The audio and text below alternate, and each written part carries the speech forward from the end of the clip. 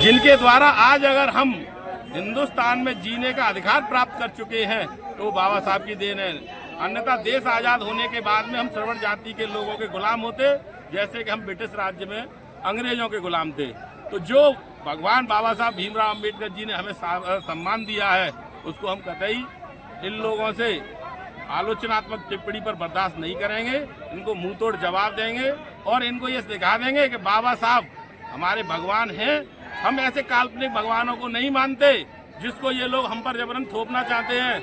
हम जीते जाते उस भगवान को मानते हैं जिस भगवान ने हमको जीने का, रहने का, सहने का और हमको सम्मानित करने का काम किया है। ऐसे परम पूज्य बाबा साहब के चरणों में बार बार नमन करता हूं।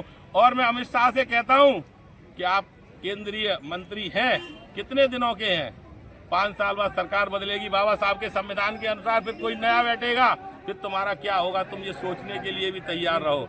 क्योंकि बाबा साहब ने जो संविधान बनाया है उसके लिए मात्र जो विकल्प है वो 5 साल का है। 5 साल बाद जब तुम हटोगे फिर तुम्हारा क्या होगा, तुम्हारे लिए कहाँ जगह मिलेगी।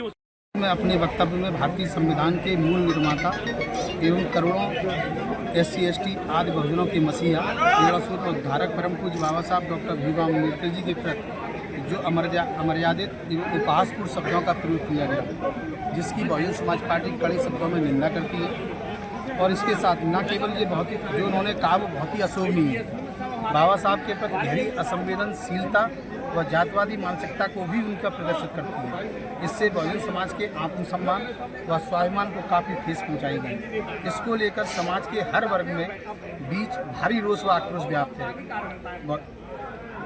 बाबा साहब डॉक्टर भीमराव अम्बेडकर जी, जिन्होंने भारत के संविधान का निर्माण कर देश को लोकतांत्रिक मूल्य प्रदान किए, इनका इस प्रकार का अपमान व अनादर किसी भी रूप में लोगों को स्वीकार नहीं है।